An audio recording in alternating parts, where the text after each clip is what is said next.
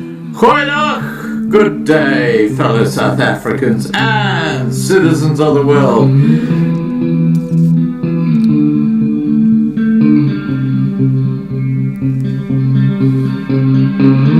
I've been looking around for salvation. I've been looking around for the truth. All around me I see frustration, and I looked all over till I found you. I sit and listen to your stories, and you're telling me, please don't worry. A lot in this world you should know, and love in life is where you should go. If you're looking for somewhere to go,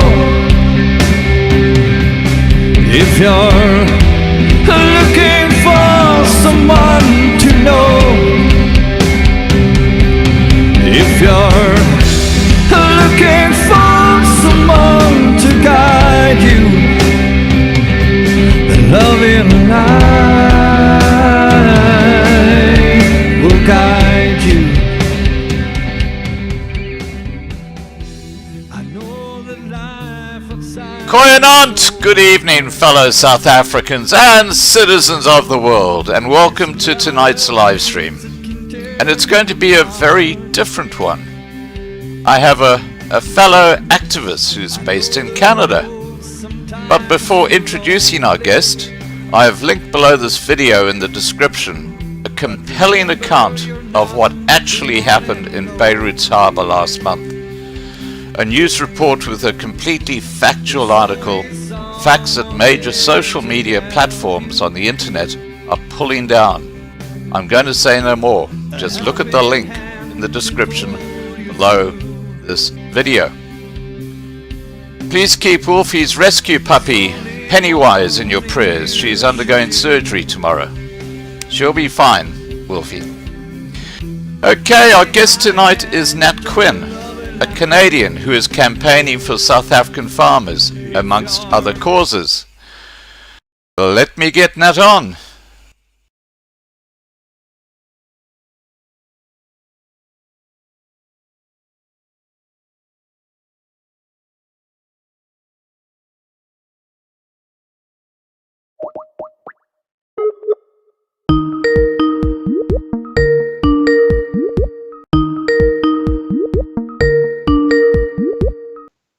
Hi, Natt.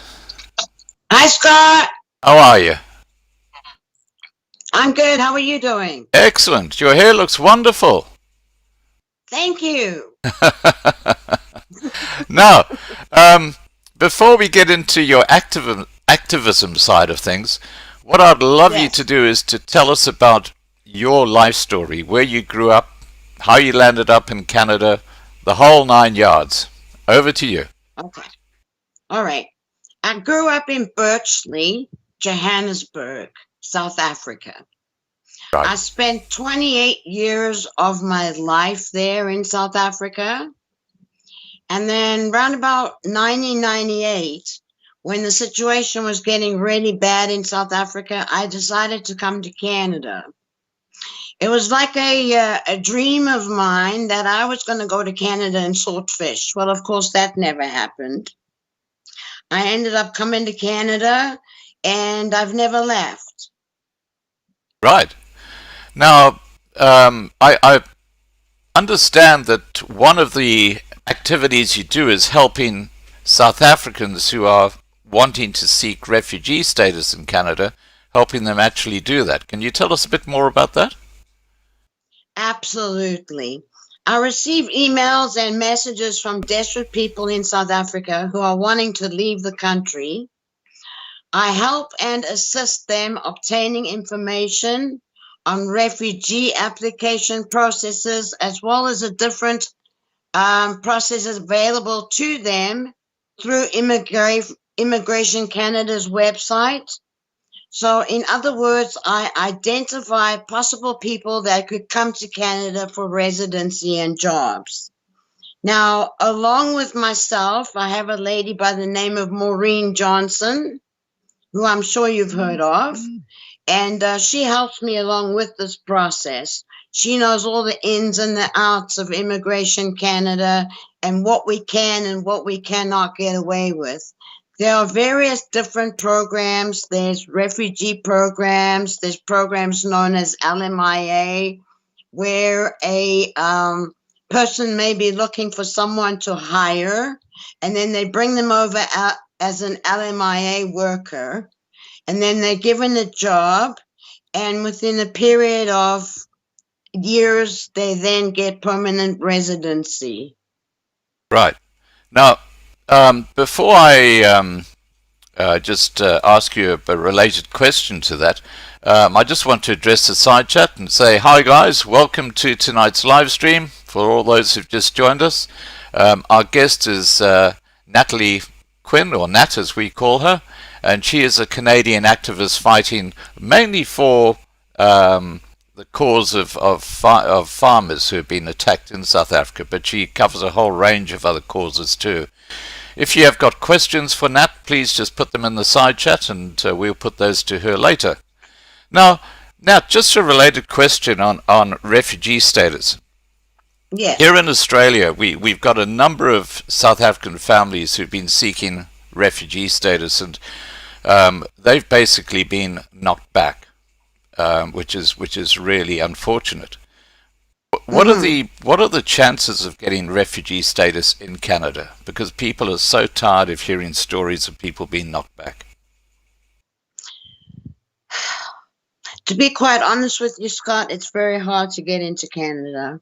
It's very hard to prove at this point to the Canadian government that South Africans are actually refugees.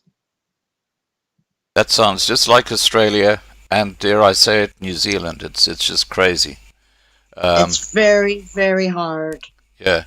Well, when you consider how many expat South Africans there are in those countries, it's quite extraordinary that they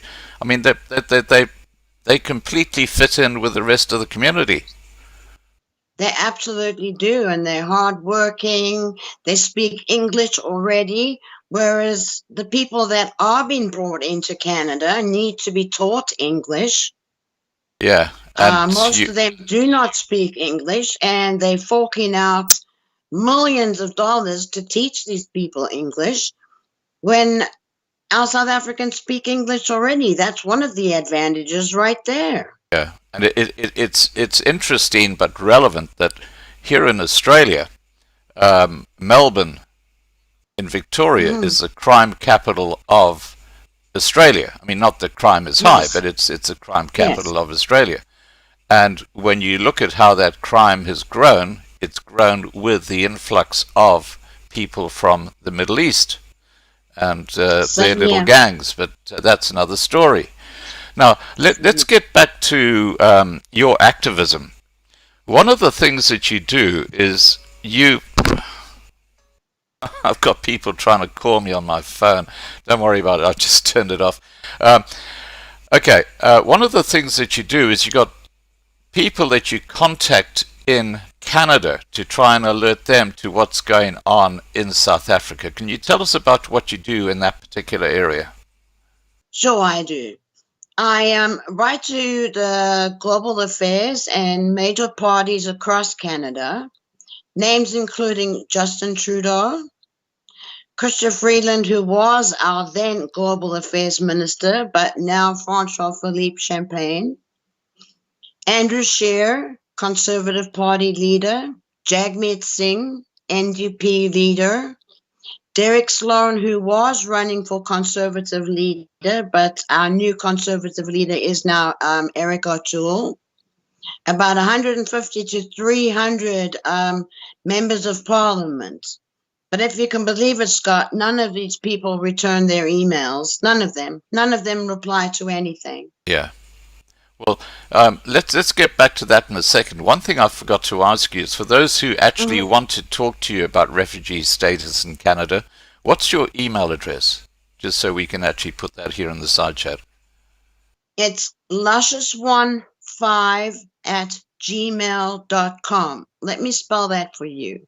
It's LUSSCIOUSONE5@gmail.com. Okay, let me just repeat that to you. It's LUSSCIOUSONE5@gmail.com. Correct. Okay, I'm going to put that in the side chat. So if anyone's considering seeking refugee status in Canada, I suggest you have a chat to Nat. That's her email address over there.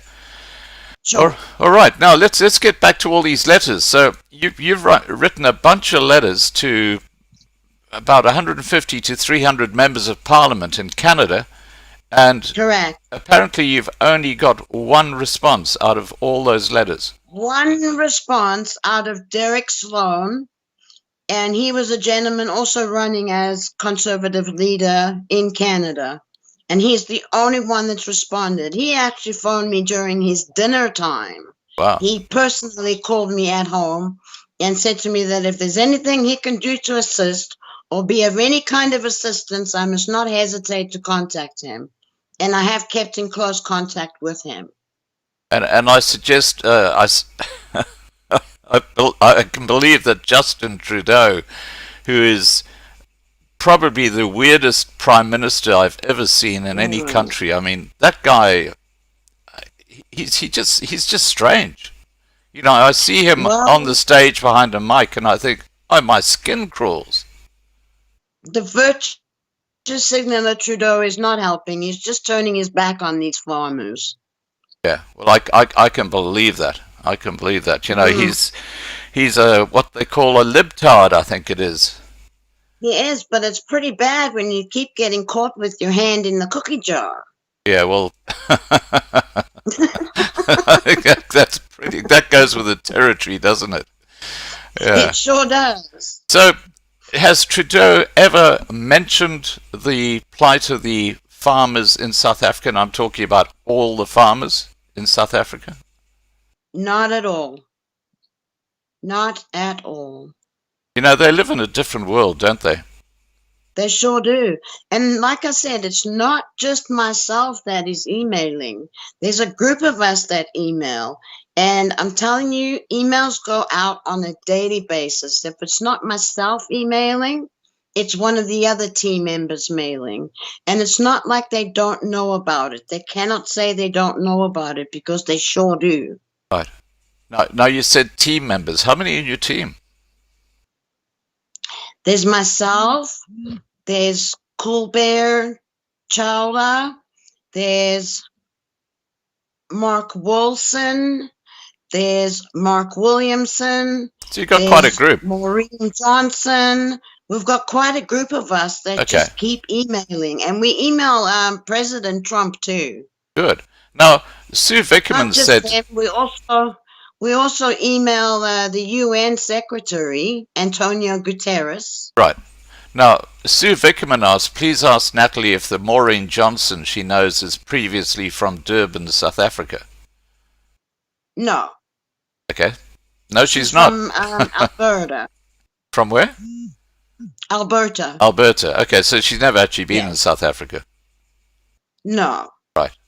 And George Goddard has said, please ask Natalie, what about Zimbabweans? Can they actually apply for refugee status in Canada? They can certainly try. Right, okay.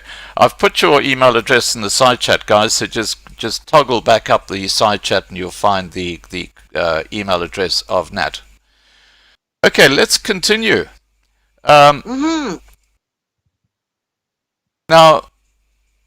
when we talk about the white minority in South Africa, one of the things that you're fighting for is the fact that the white South Africans who live in South Africa today are not Yes, largely the younger folk were never the ones who participated in the apartheid time, but they've been absolutely not. treated abysmally.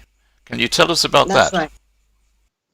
Well, basically, the white minority that are being prosecuted today are not the original settlers that came to South Africa many years ago to settle and establish, right?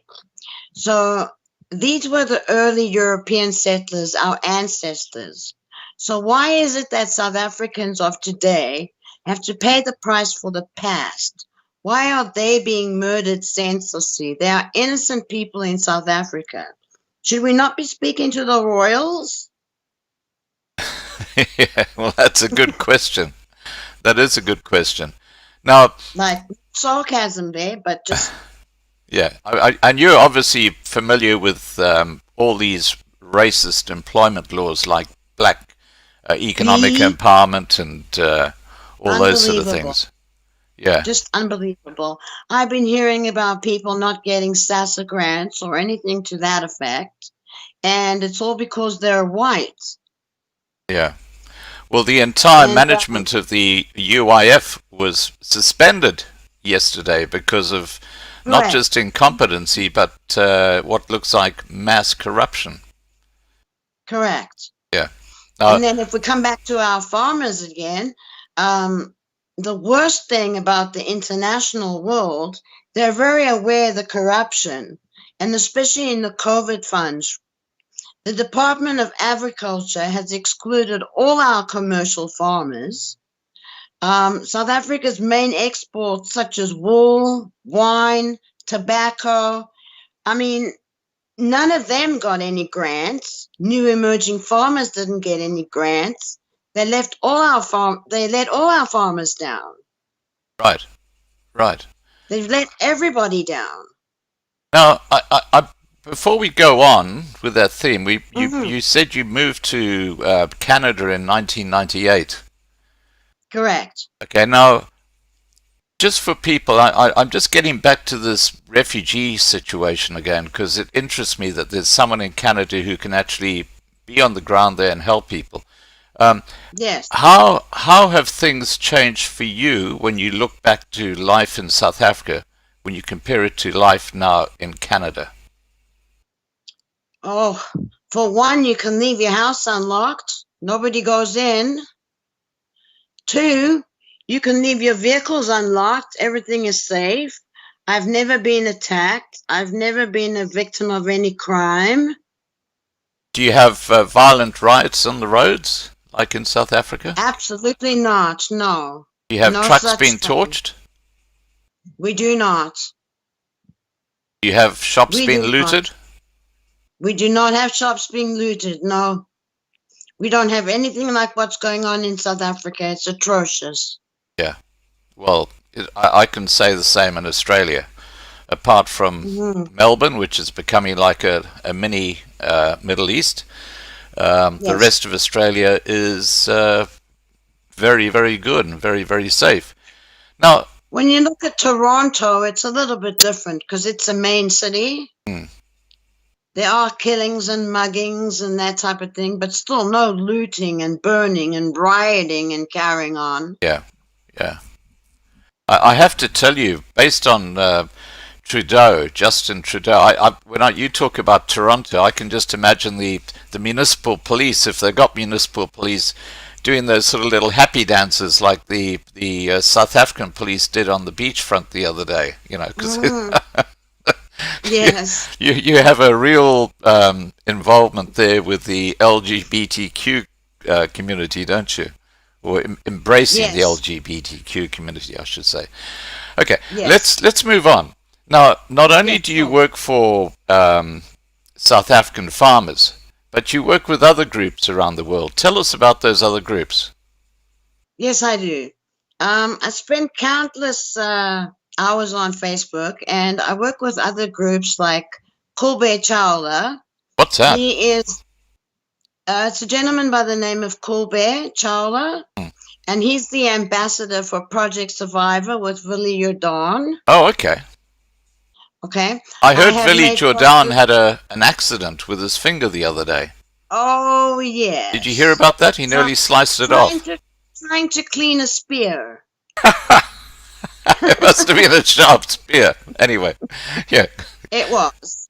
Carry on. And then I have made posters and banners for Craig Montgomery from Newsec Incorporated, as well as for Shaw Granger from Break the Silence Group in the UK.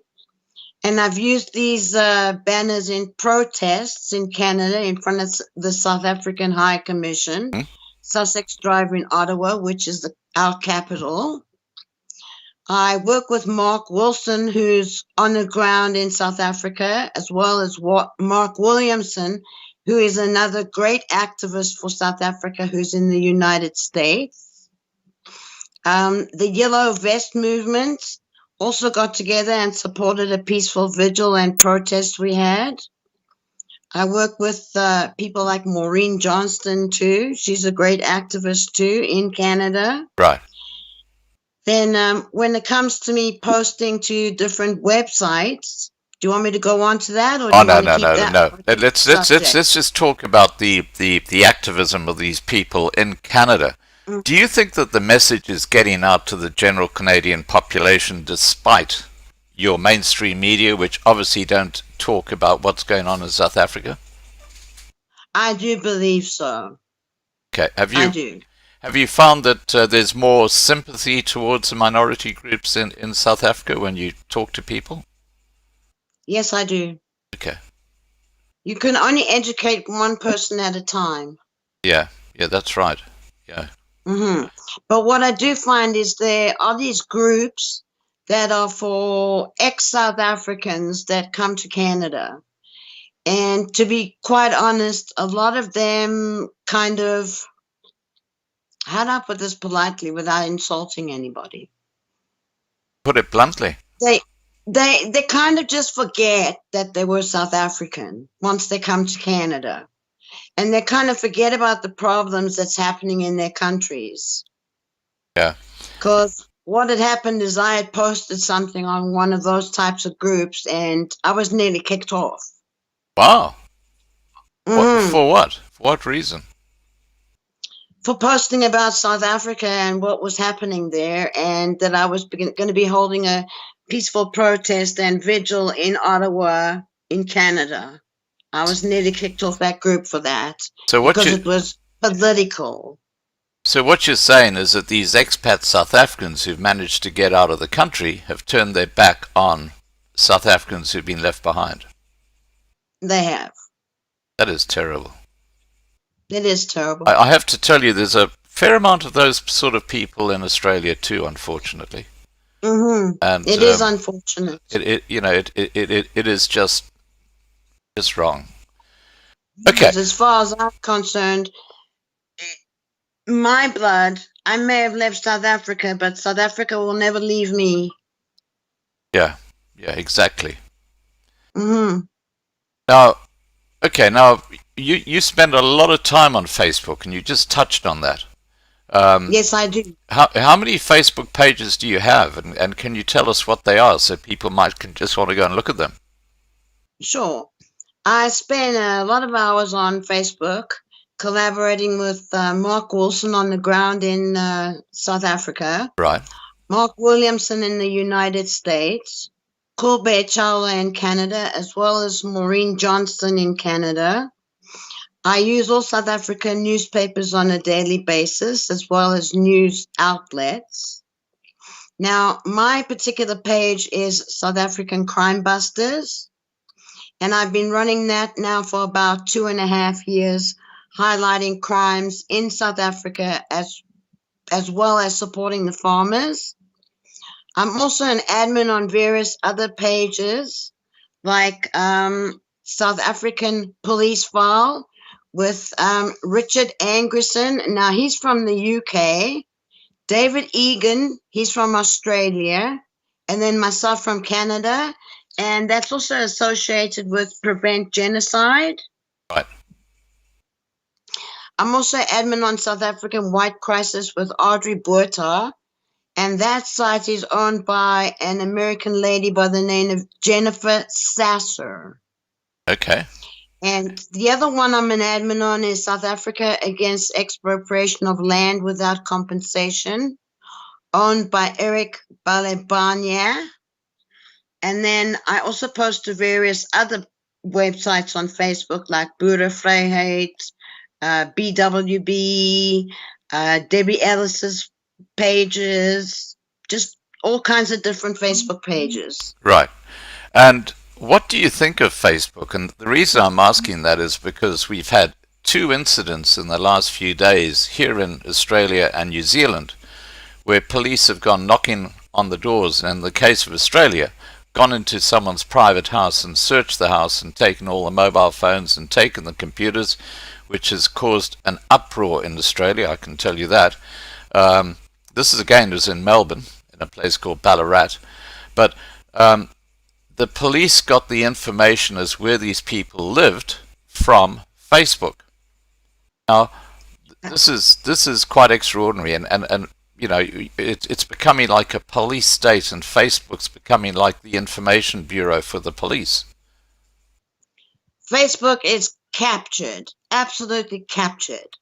You get things that they get offended by that they shouldn't get offended by. Like in South Africa, as far as the racism goes, white people get condemned for what they say on Facebook, and your post goes against Facebook, They're fact checkers, or they're, what do they call them? Yeah. Oh. Yeah, the fact checkers. But yet when other people say racist things, it's allowed. Yeah. Like, something's not right. That's not the way it works. Well, there was a classic case where this, I actually put a complaint into Facebook about this guy's post, and he was sort of saying, you know, kill all the whites, kill all the whites, kill all the whites. That was the theme of his post. And I put in a complaint, and I got a message back from Facebook saying, this does not go against our community standards. And I thought, what? If I change the black to white and white to black, yes, it would have been taken down in 2 minutes flat. That's just exactly ridiculous. The point. Yeah. That's the point I'm trying to make. Well, it's the same on other social media platforms like YouTube and Twitter.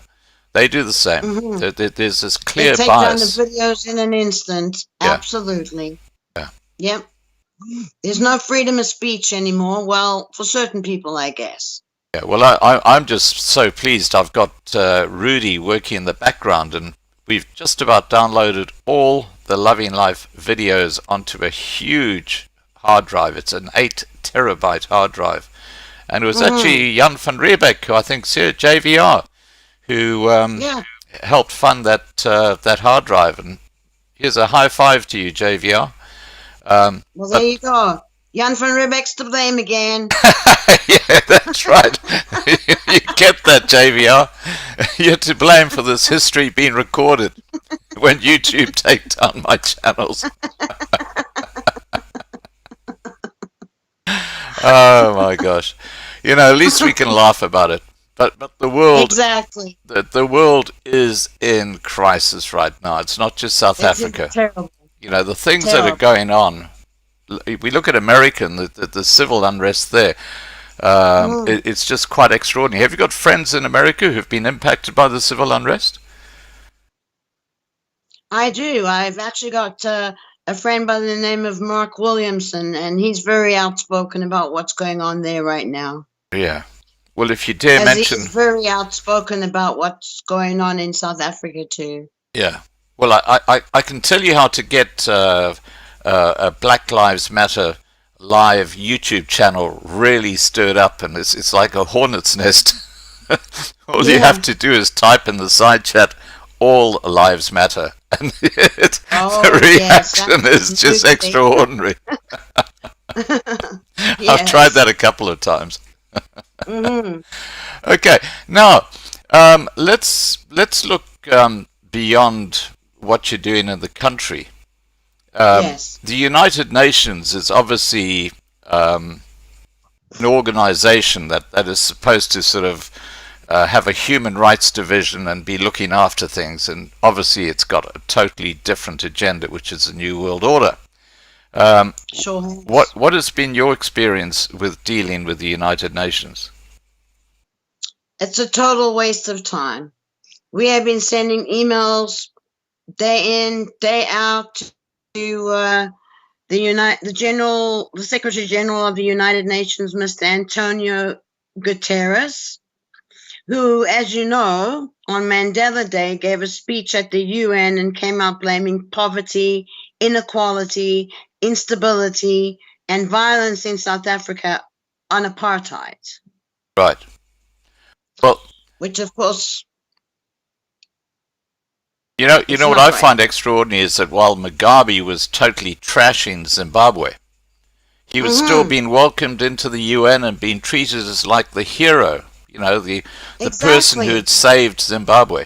There is clearly a complete disconnect between what's going on in countries and the agenda that the UN has for those countries, because they don't do their job. They don't. Yeah, their mantra is to look after the communities within countries, and they fail abysmally at that. Dare I say they're just as corrupt and captured as the rest of the bunch. Absolutely.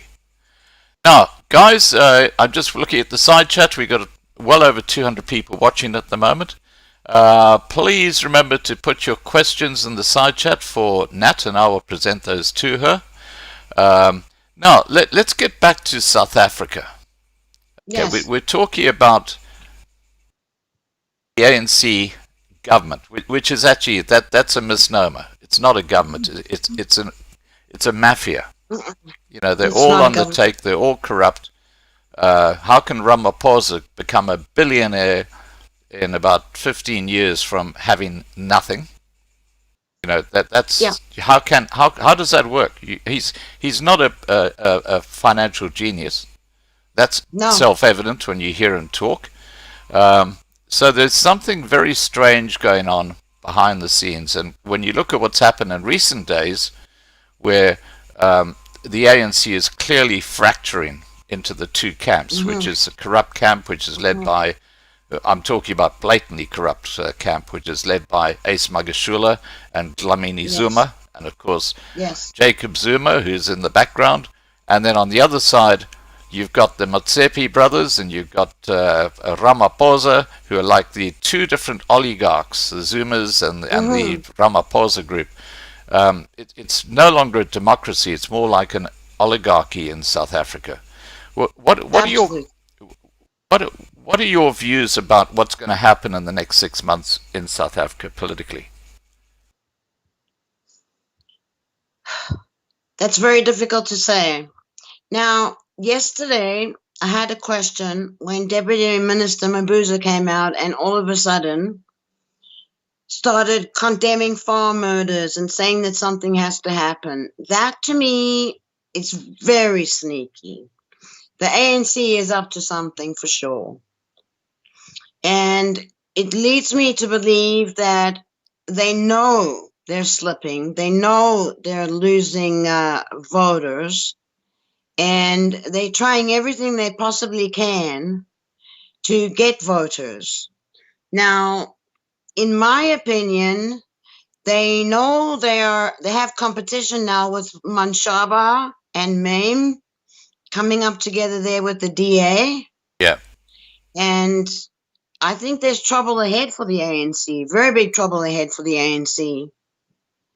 And especially for Ramaphosa. Well, I think the problem they've got is that the genie is out of the bottle now, and they can't put it back. People in the general community right across South Africa are hot full with this ANC government. They're sick and tired of it. It doesn't matter what color you are. Red, green, purple, blue, white, black, orange. They are all had enough. Yeah. Well, on Monday at 8 p.m., that's the 7th of September, I think, I'm going to be talking to a lady who was very, very involved with the coffin case. Remember the coffin case where those two white farmers were imprisoned for lengthy periods? And correct. We're going to be unpacking exactly what happened behind the scenes. and I'm not going to say Oh, any wow. more than that. But what I am going to say is that what happened when the Daily Sun, which is largely an African-read newspaper, published a front-page story with a photo of this African guy, you know, sort of trying to get out the coffin. The ANC and the EFF both got involved, and they both demanded that these two white farmers were given a lesson, and that's exactly what happened to them. The wheels of justice in South Africa are just completely skewed. Absolutely. They're on the back instead of on the front. Yeah. Now, getting back to Cyril Ramaphosa, I take it you write letters and emails to him as well? I do.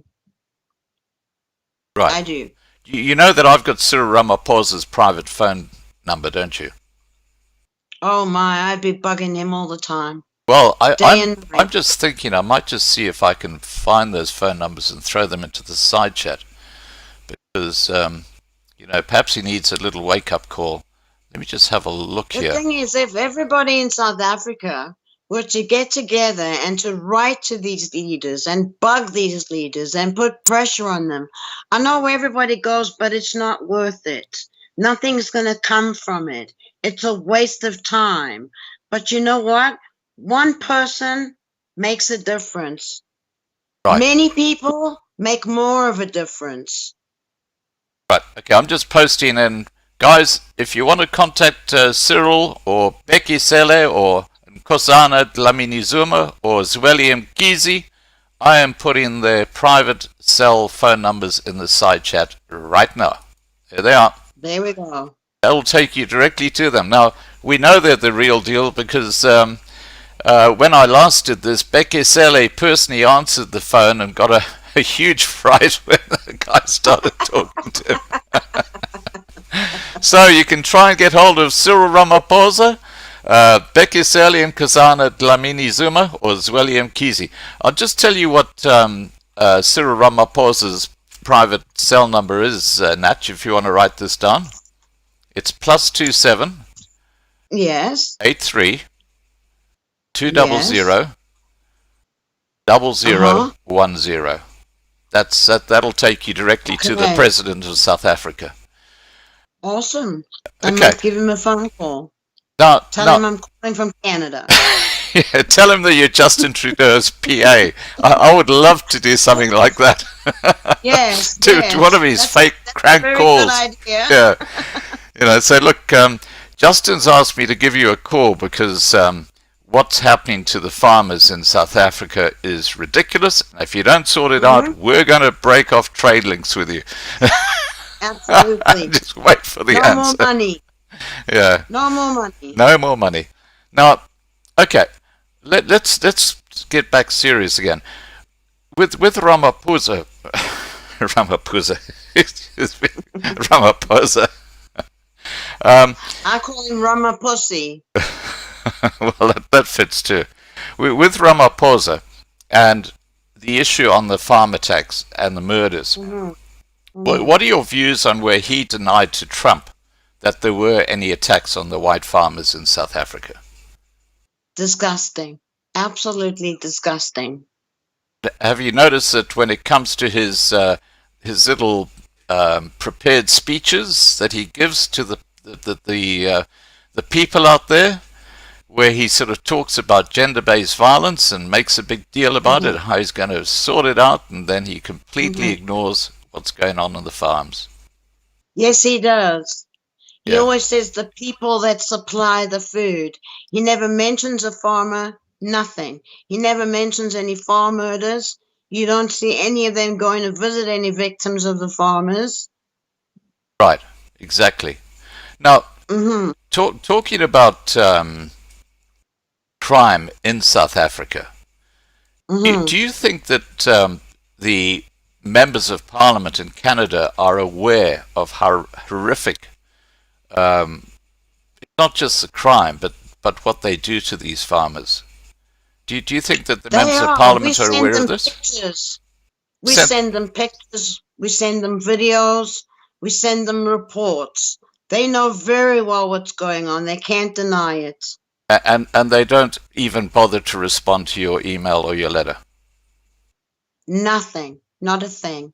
Ah. The famous one is Francois Philippe Champagne. You can guarantee within 2 minutes of sending these guys an email, you will get a response from the office of Francois Philippe Champagne.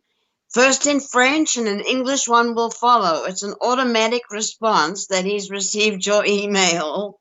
And that's as far as it goes? That's as far as it goes. Wow. Okay, let's continue with your activism.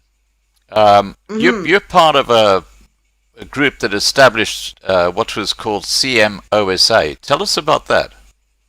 Samosa. It's a civic movement of Southern Africa. Right. I'm part of the original 6 members that started up this party, and we assist less privileged people in the community, those that have no running water, no schools, libraries, post offices, etc. And we try and help them with basic infrastructure. Right. We are currently trying to help an activist out in Witpan. They don't have any running water. They don't have any electricity out there. There's a big scandal going on again with the ANC that a lot of money was given out there for a road, and the road has never been built. Well, I'm not surprised. Mm-hmm. I'm not surprised. And these people have lived out there their whole entire lives. I mean, from great-grandparents to grandparents to parents to children, and they're trying to take their land.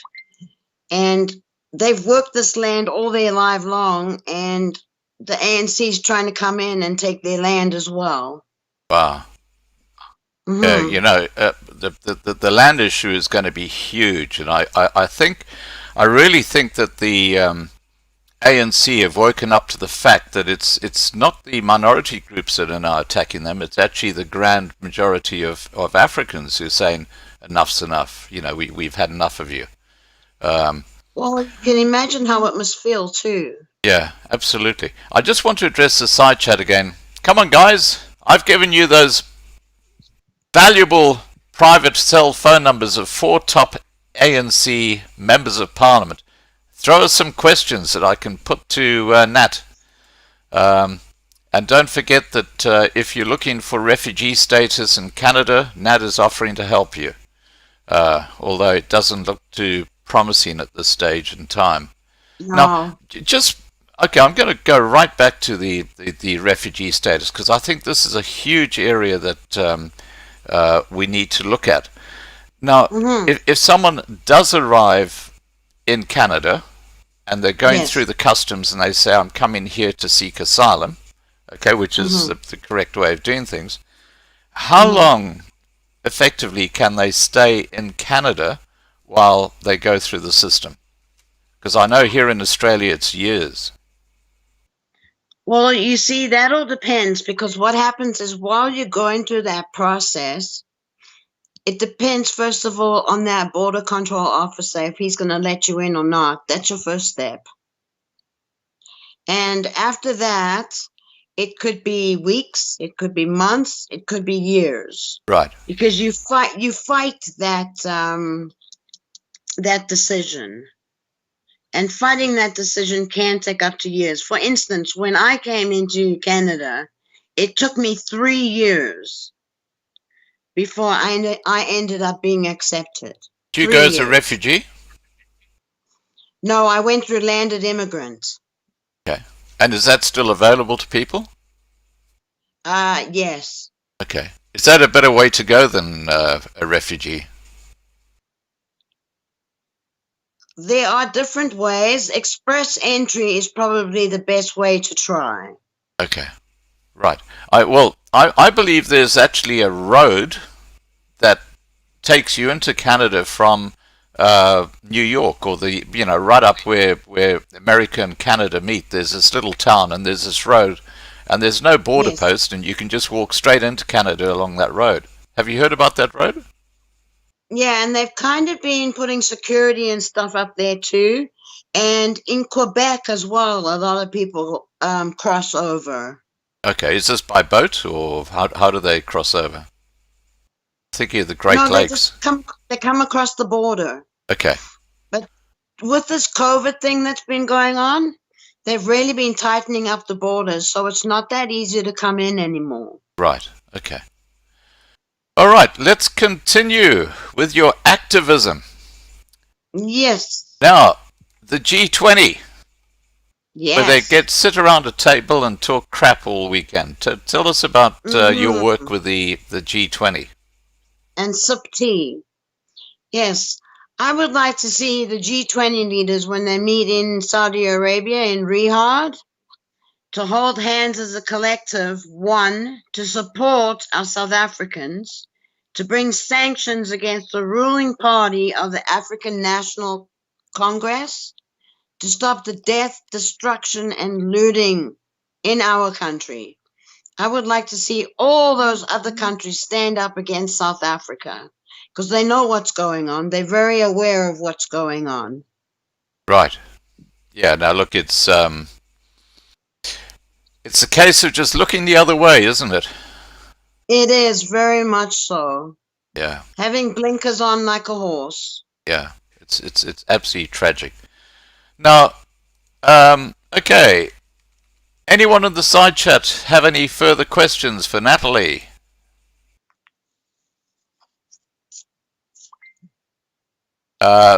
Mika Litterus says, what's the use of trying to get into Canada illegally? I guess you got a lot of illegal residents in Canada, haven't you? We do. How do they get work, or do they get government support while they're there illegally? Well, they get government support. They get a lot of support. They get more money than what people get that are on government support. So that goes across the board, if whether you're a white South African or whether you are from China or whether you're from, let's say, Mexico. They do that for everybody. Mm-hmm. Okay. So if you wanted an extended holiday in Canada, the thing to do is to come in illegally, and then let people know that you're there illegally, and then the government will look after you. For how long? How long will they look after you before kicking you out? That all depends on the circumstances. If immigration catches on to you, then you'll be out pretty quick. Okay. But what you can do is you can always ask for an extension of a visa, and you've got to have proof that you're going back to South Africa and that you're going back to something. You have to have a return ticket. That's very important. I just wonder, here in Australia, we got an estimated 500,000 illegal people, that they're from other countries, and they seem to stick around for years, and they never seem to get caught, and there must be some kind of way they do this. I have no idea how they pull it off. Yeah, it's crazy. I guess they've got this sort of like a network underground that they use. They do have some underground network, yes. Wow. All right. Now, Nat, is there anything else you'd like to chat about and discuss regarding your activism in South Africa? Look, there's one thing you haven't told us about, and that's you've got a very special person in South Africa, haven't you? This is where your real interest in farm murders comes in. Tell us about your boyfriend, who I think is a white farmer, isn't he? Yeah, he's a white farmer, and he's in the northwestern province in Ottosdal. We won't name him, but his first name is Johan. So his first name is Johan. Tell us how you met and a bit of your background there. Well, we met on a South African site that is meant for activism and South Africans and so on. Right. Now, Johan has been attacked several times. He has been attacked by the police as well. His case has now been ongoing for the last 10 years, his case against the police. As you know, it is hard for these farmers, once they've been attacked, it's grueling. It's, Yeah. you're looking at PTSD, you're looking at all kinds of mental health issues when they go through these kind of attacks. I don't think people really realize how it affects their day-to-day lives. Yeah. Well, it's interesting And because Adrian from Dahlstrom, who I spoke to about a week ago, he was saying to me that the most cactus part of the South African system, when you've caught a criminal and they get arrested and the police write out docket and stuff like that.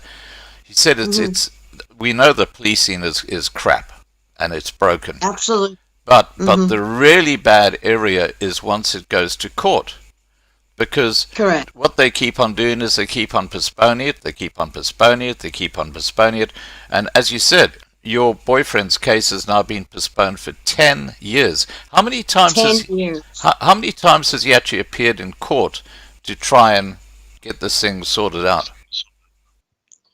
Hardly ever. It keeps on being postponed, postponed, postponed.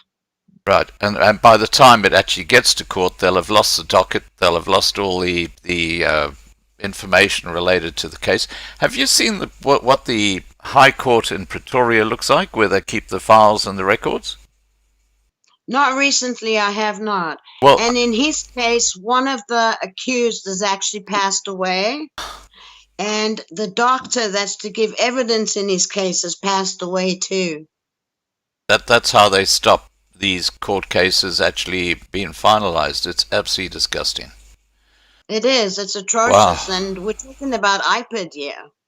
Oh, now Dan Berryman asked, is Johan selling up the farm and moving to Canada? Not at this stage, no. He has a mom that he has to take care of. His family did move to Canada. Yeah. Set up a bed and breakfast, and Mr. Trudeau found it in his heart, his kindness, Yeah. to kick them out and not allow them back. When did this happen? 6 months ago. And was Trudeau personally involved, or was it one of his minor hanger-oners? Oh, it was one of his happy little men. Wow. And I mean, they brought millions of dollars worth of investment into Canada. But we're not talking just a little bit of money. We're talking a lot of money. I thought that if you had a lot of money like you're suggesting, that you basically had automatic residency in Canada. Apparently not. But did they apply And for the right visa when they arrived there? Or when they were there? Yes. And they were sent back to South Africa. Ever since, they've been back to the Canadian Embassy to try and get their papers reinstated. And every time they're told, sorry, we closed due to COVID-19. They tried to get on a flight back to Canada where they were bringing Canadians back that had businesses. Yeah. They were denied. So who's looking after their businesses in Canada then? The mother-in-law right now. Oh. She's Canadian. And you would think because she's Canadian, her son would qualify, but no, it doesn't automatically work like that here in Canada. Even if you marry a Canadian, you are not entitled to Canadian status. They have to still sponsor you, and hopefully the government will allow that person to stay in that country. It's not a guaranteed. Yeah. There's so many holes in this bucket, this immigration bucket, when it comes to bringing in refugees from third world countries, and yet the very people who are compatible with the community are being ostracized and being told to piss off if they try and settle in countries like Australia and Canada. It's quite extraordinary. Correct. And It is. It's sad, actually, because we could do with good farmers here. I mean, we have good farmers in Canada, but, our farmers are good, hardworking people. They speak English. And I know there's a lot of people out there probably saying to me right now, but why take the farmers out of South Africa? What about us? We're going to be left starving. I understand that too. Yeah, but the trouble is the government doesn't look after the farmers in South Africa. No, they don't. And it's just going to end up like another Zimbabwe. It's very sad. I was speaking to David Coltart just on Monday about what's going on in Zimbabwe, and they're going to be something like 8.5 million starving people in Zimbabwe by Christmas. Think about that, 8.5 million starving Zimbabweans. That's terrible. Yeah. It's only taken 40 years for what was probably the strongest financial state in Africa to be brought just to a complete of nothingness, where there's nothing left. They've completely looted and destroyed it. All right. Now, is there anything else that we'd like to add, Nat, on to this discussion? No, Scott, not that I can think of. Okay. Well, is there a message you'd like to give to people who are watching this video now or who might watch it later? Well, thank you for watching. And to all the farmers out there, thank you for looking after the country and providing for my family, for one, and for all the other families you're providing for.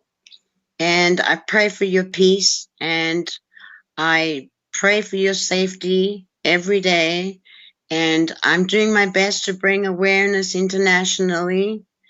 And I can only but hope that South Africa will wake up, and the government, of course, and protect its farmers, and that these farm murders will stop and these farm attacks will stop. Right.